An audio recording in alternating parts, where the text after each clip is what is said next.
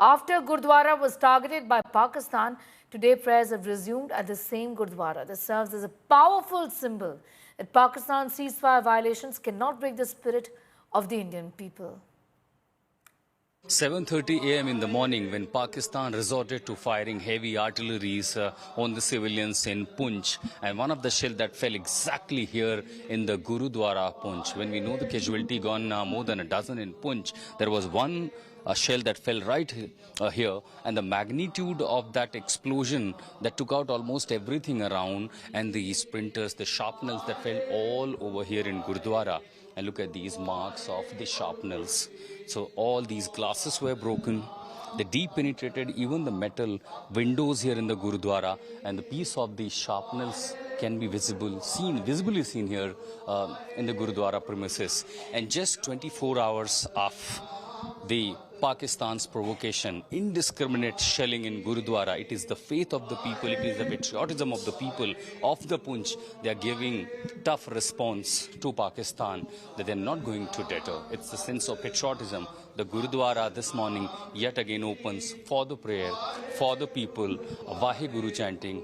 People with their faith and belief have come back to Gurudwara, showing that Pakistan's any unintentional such kind of provocations will not deter us, will not deter the armed forces. It's a faith of the people that have brought them all here to this Gurudwara in Poonch, which came under the attack of the heavy shelling of Pakistan just 24 hours ago. कम से कम जो भगवान के दरवाजे हैं वहां पर हिंसा नहीं होती, वहां पर कभी हमले नहीं होते, लेकिन पाकिस्तान ने गुरुद्वारों को भी निशाना बनाया। मैं ये कहूँगा सिर्फ गुरुद्वारा ही नहीं, मंदिरों पे भी हुआ है। साथ में हमारे बिल्कुल हनुमान जी का एक मंदिर था, वहां पर भी गोला पड़ा है। एक मदरसा है, मस्जिद है, यहाँ पर बच्चे पढ़ते हैं। जो उनका टीचर था उसकी भी डेथ हो गई है।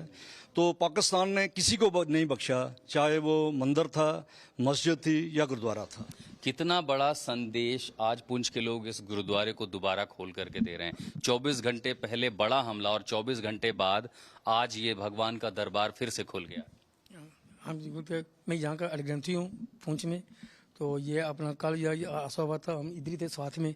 तो बस मतलब कि 5-10 मिनट पहले हम यहाँ से गए थे, उसके बाद ये आसा हो गया। आज आप लोग पाकिस्तान को क्या संदेश दे रहे हैं यहाँ से?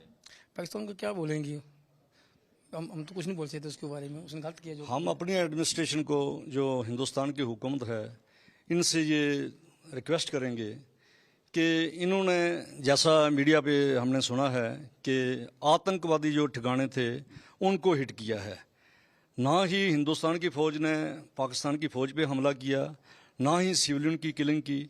तो पाकिस्तान ने जो जवाब दिया है, ये जो निर्दोष लोग थे उसमें हिंदू भी मारे गए, मुसलमान भी मारे गए और सिख भी मारे गए।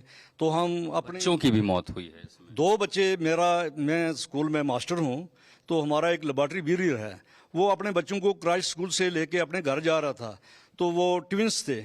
दोनों बच्चों की ऑन स्पॉट डेथ हो गई है। वो इंजर्ड है और क्रिटिकल कंडीशन में है। मेडिकल कॉलेज रजौरी में उसका ट्रीटमेंट चल रहा है। पाकिस्तान की मंशा थी कि हिंदुस्तान डर जाएगा, तो ऐसा नहीं होगा। जहां पर हमला हुआ था यहाँ मलबा था, उस मलबे के बाद आज सुबह जब मैं आया हूँ तो यहाँ पर ग्रंथी अपनी जगह पर हैं।